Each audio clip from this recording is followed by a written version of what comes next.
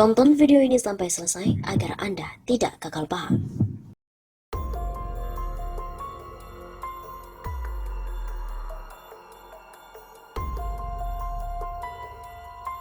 Buzzer RP adalah PKI gaya baru.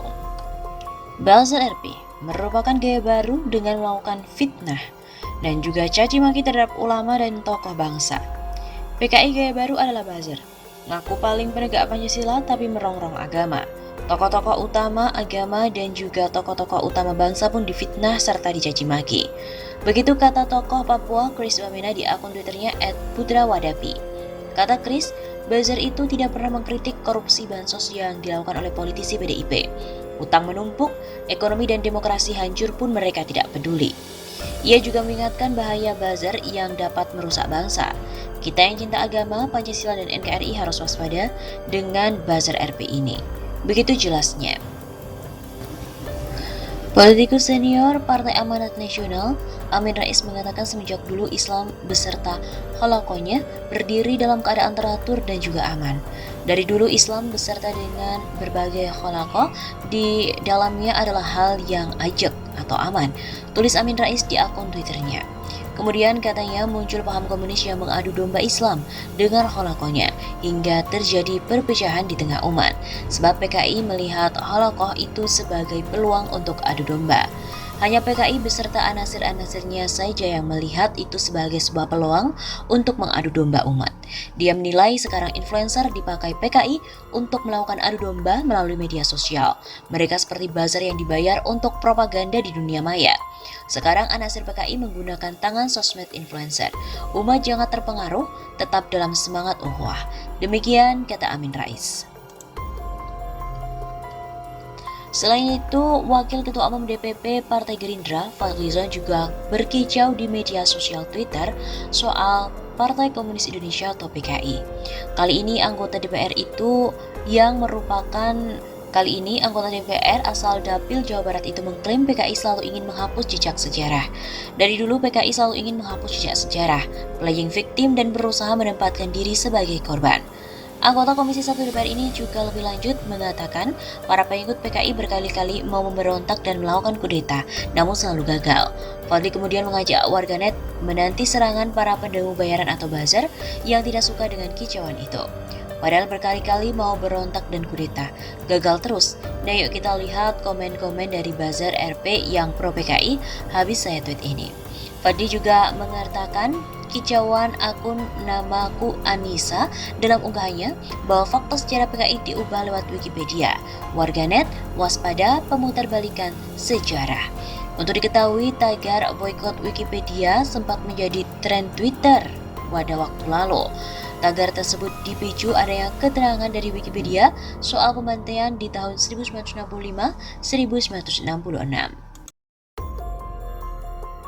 Indonesia Corruption Watch membongkar besarnya anggaran pemerintah yang dialokasikan untuk membayar buzzer dan juga influencer. Tidak tanggung-tanggung anggarannya pun mencapai 90 miliar rupiah. Pemerhati politik dan kebangsaan Rizal Fadila mengkritik besarnya anggaran yang digelontorkan untuk para penjaga maya itu. Dia menyebut penggunaan buzzer dan influencer mirip apa yang dilakukan di sejumlah negara komunis seperti di Rusia dan juga Cina. Tugasnya adalah membela, mengkampanyekan, membangun citra hingga memprovokasi. Hal ini dapat menurunkan kualitas dari demokrasi. Sebenarnya bukan hanya menurunkan tetapi telah menjadi penyakit dari demokrasi sendiri, melanggengkan budaya politik transaksional, premanisme, serta menghalalkan kebohongan dan kecurangan dalam berpolitik. Rizal juga menyebut penyakit buzzer dan influencer sangat berbahaya. Di negara komunis seperti Rusia dan Cina, buzzer serta influencer dapat disetarakan dengan Departemen Agitasi dan Propaganda atau Agitprop Partai Komunis. Tugasnya adalah mensosialisasikan visi, misi, dan atau hasil-hasil kerja pemerintah, bila perlu dengan memutarbalikkan fakta, melemahkan hal-hal yang diungkap oposan atau pengkritik. Keberadaan buzzer dan influencer bukan ciri dari negara demokratis, melainkan komunis, di mana informasi dicengkeram oleh pemerintah, hukum menjadi alat kekuasaan, serta lawan politik dibungkam. Adu domba juga dilakukan, opini publik pun dimainkan. Begitu kata Rizal. Anggota Komisi 3 DPR RI dari fraksi Partai Demokrat, Didik Mukriyanto juga menyindir soal penggunaan buzzer serta influencer. Saya tidak tahu apakah ada disorientasi dari pemerintah dalam memenuhi kebutuhan rakyatnya sehingga harus ada influencer. Menurut Ketua DPP Partai Demokrat, seharusnya pemerintah memprioritaskan kepentingan rakyat dalam menggunakan anggaran negara, ketimbang membayar influencer untuk membangun citra pemerintahan. Idealnya, pemerintah lebih mengutamakan kepentingan rakyat yang masih terus terentaskan dari kemiskinan, menyediakan lapangan kerja untuk mengurangi pengangguran, daripada membangun basis citra melalui influencer.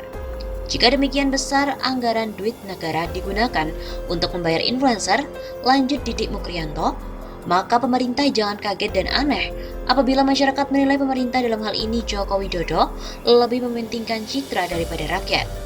Jika demikian adanya, begitu besar dana untuk influencer, jangan salah apabila ada anggapan bahwa pemerintah dan juga presiden lebih mementingkan citra dibandingkan menolong rakyatnya yang sedang kesusahan. Memang saat ini buzzer menjadi bahan pembicaraan karena aktivitasnya. Kegiatan buzzer yang sebetulnya positif kini dianggap negatif karena kerap menyebarkan narasi adu domba, fitnah, kebencian demi mendapatkan keuntungan. Aktivitas buzzer pun semakin marak seiring maraknya tren penggunaan media sosial. Aktivitas buzzer yang negatif inilah yang ditangkap sebagai kegiatan yang meresahkan, sehingga MUI pun mengeluarkan fatwa yang haram. Majelis Ulama Indonesia mengeluarkan fatwa bahwa segala aktivitas buzzer yang bertujuan negatif hukumnya haram. Keputusan itu dituangkan dalam MUI Fatwa nomor 24 tahun 2017 tentang hukum dan pedoman bermuamalah melalui media sosial.